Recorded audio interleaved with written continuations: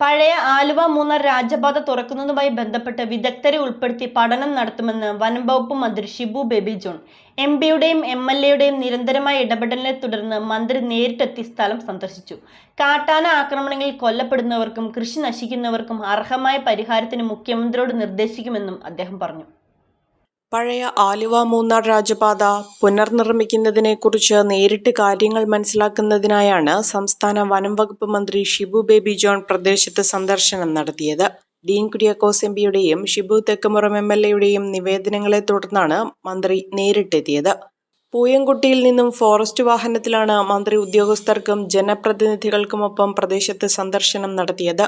7 കിലോമീറ്ററോളം ദൂരത്തിൽ സന്ദർശനം നടത്തിയതിനു ശേഷം മന്ത്രി തിരികെ എത്തി.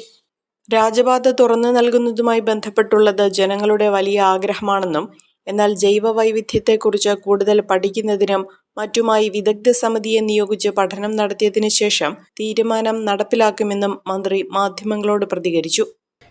ഞാൻ മന്ത്രിയായി ചുമതല എടുത്തപ്പോൾ ആദ്യം കിട്ടിയ നിവേദനങ്ങളിലൊന്ന് രാജപാത തുറന്നു കൊടുക്കണമെന്ന്. അത് ഇവിടുത്തെ MP ഡീൻ കുര്യാക്കോസിന്റെ ഓഫീസിൽ വന്ന് നൽകി. ഈ ഷിബു എന്നെ നേരിൽ കണ്ട് നൽകി.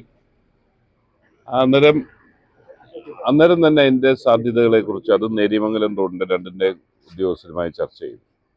രാജപാത റോഡിനെ സംബന്ധിച്ചിടത്തോളം വ്യത്യസ്തമായ ഒരു അഭിപ്രായമാണ് ഫോറസ്റ്റ് ഡിപ്പാർട്ട്മെന്റിൽ നിന്ന് പറഞ്ഞത്. അതുകൊണ്ട് ഞാൻ ജനപ്രതിനിധികളുമായി പോയി നേരിട്ട് എന്താണ് ഇതിൻ്റെ സത്യാവസ്ഥ എന്ന് മനസ്സിലാക്കാൻ വേണ്ടിയാണ് ഇങ്ങനൊരു സന്ദർശനം വെച്ചത്. ഇന്ന് ഞങ്ങൾ അവിടെ പോയി ഏകദേശം 6-7 കിലോമീറ്റർ വരെ വണ്ടി പോകുന്ന സ്ഥലം വരെ ഞങ്ങൾ പോയി പരിശോധിച്ചു. ഒരു കാര്യം ബോധ്യപ്പെട്ടു, ഇത് നാട്ടുകാരുടെ ജനങ്ങളുടെ എല്ലാം വലിയൊരു ആഗ്രഹമായി നിൽക്കുമ്പോൾ തന്നെ ജൈവ വൈവിധ്യത്തെക്കുറിച്ച് കുറച്ചുകൂടെ പഠിക്കേണ്ടതുണ്ട്.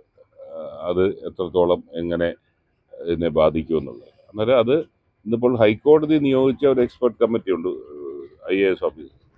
ഇത് കൂടാതെ തന്നെ ആ കമ്മിറ്റി കൂടാതെ തന്നെ അതിൻ്റെ റിപ്പോർട്ട് ഈ ദിവസങ്ങളിൽ കൊടുക്കും. അത് കൂടാതെ തന്നെ അത് നേര്യമംഗലത്തിലാണ്, ഇതിനുമുണ്ട് കമ്മിറ്റി.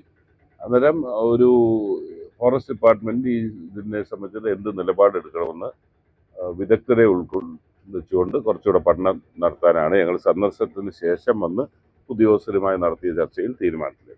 വന്യമൃഗശല്യം ജനങ്ങളുടെ ജീവിതത്തെ ദുസ്സഹമാക്കുന്ന സാഹചര്യമാണ് ഉണ്ടായിട്ടുള്ളതെന്നും ഗവൺമെന്റുകൾ നൽകുന്ന തുക വന്യജീവികളെ തടയുന്നതിന് പ്രാപ്തമാകുന്നതല്ലെന്നും അദ്ദേഹം പറഞ്ഞു.